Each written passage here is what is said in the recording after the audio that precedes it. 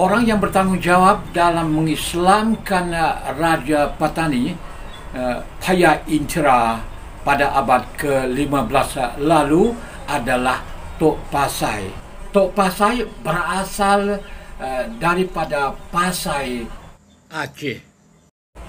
Tetapi keturunannya adalah Yaman.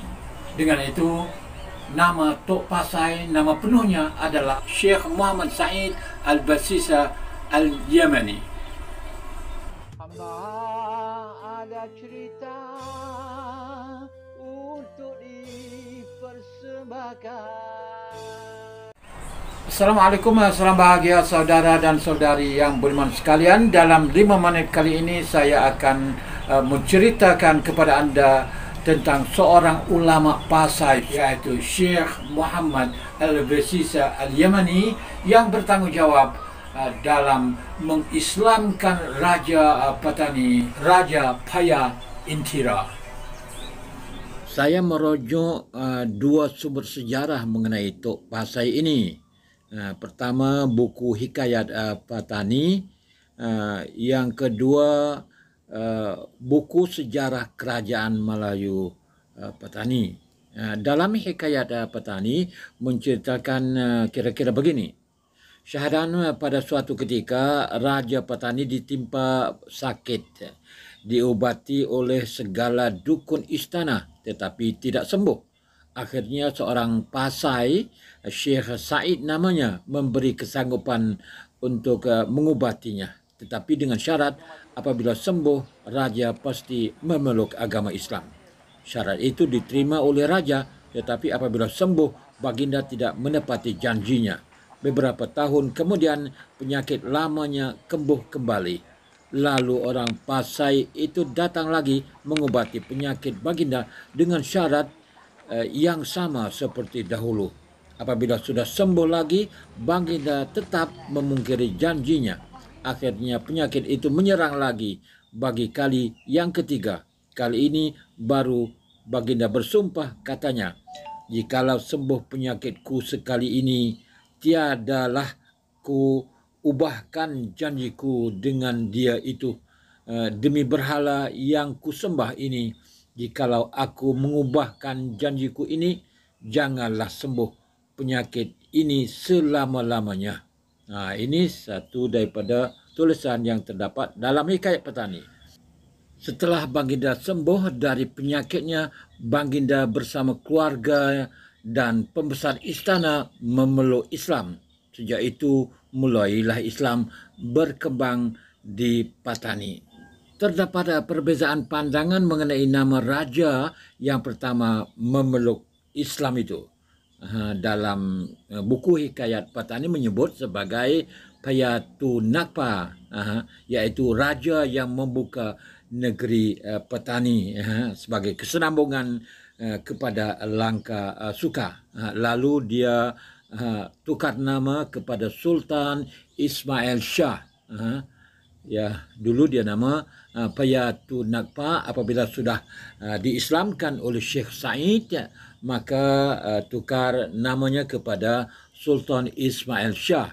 Tapi dalam buku yang lain, dalam buku sejarah Kerajaan Melayu Patani pula menyebut raja yang diislamkan oleh Syekh Said itu ialah namanya Raja Intira, Paya Intira, iaitu putera kepada Payatu Nakpa. Dan Paya Intira ini tukar nama kepada nama Islam Sultan Muhammad Shah, yang bapa dia Ismail Shah, dia tukar kepada Sultan Muhammad Shah.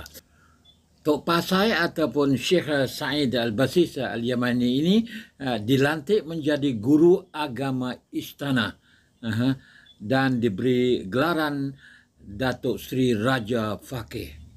Bukan saja Raja Patani yang peluk Islam itu sahaja yang berbeza bapa atau anak, tetapi ulama yang mengislam Raja Patani itu juga berbeza. Ada yang mengatakan bahawa Syekh Said Al-Basisa. Tapi ada satu lagi pula mengatakan, dalam sumber lain pula mengatakan bahawa yang mengislamkan Raja Patani itu ialah Syekh Safiuddin Al-Abbasi. Perlu diterangkan bahawa pemelukan Islam Raja Patani sama ada Payatu Nakpa atau Sultan Ismail Shah maupun Payat Intira atau Sultan Muhammad Shah adalah merupakan faktor penambah, penolong kepada pengembangan Islam di Patani sahaja, kerana sebenarnya Islam telah masuk ke Patani berabad-abad sebelum rajanya memeluk Islam, iaitu rakyat terlebih dahulu memeluk Islam. Makam Tok Pasai atau Syekh Said Al-Basisa Al-Yamani terletak di tengah sawah, di sebidang tanah, dikelilingi oleh tanah persawahan di kampung Biara, Mukim Telubuk, daerah Muang Patani.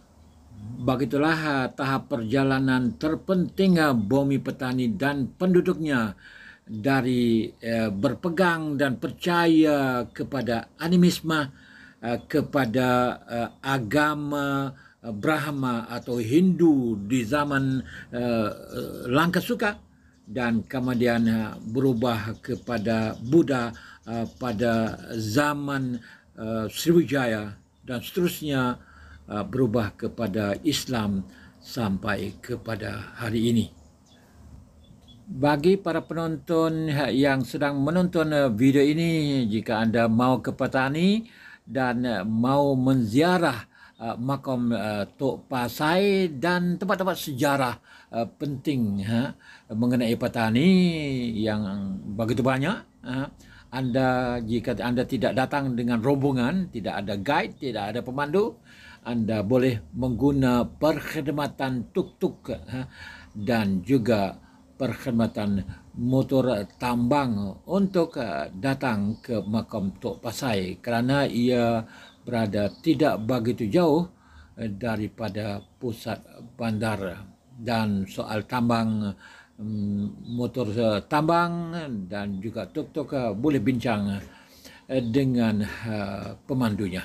InsyaAllah dalam bahagian-bahagian akan datang saya akan memapar banyak lagi tentang Patani dan tentang orang Melayu, orang Jawa di Thailand dan juga di negara-negara yang berhampiran di sini seperti dengan Laos, Kamboja, Vietnam, Burma yang jarang disentuh ataupun kurang disentuh.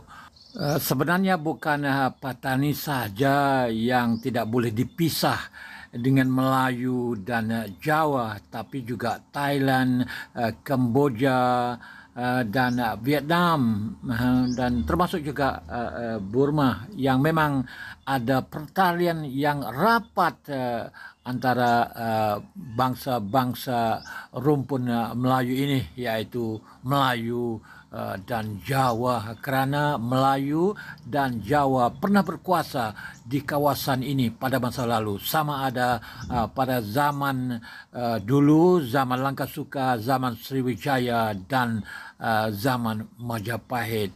Dengan itu penduduk di kawasan ini, yaitu Thailand, Vietnam, Laos, Kamboja, Burma, tidak dapat diasingkan, dipisahkan dengan rumpun Melayu, yaitu orang Melayu, orang Jawa ini.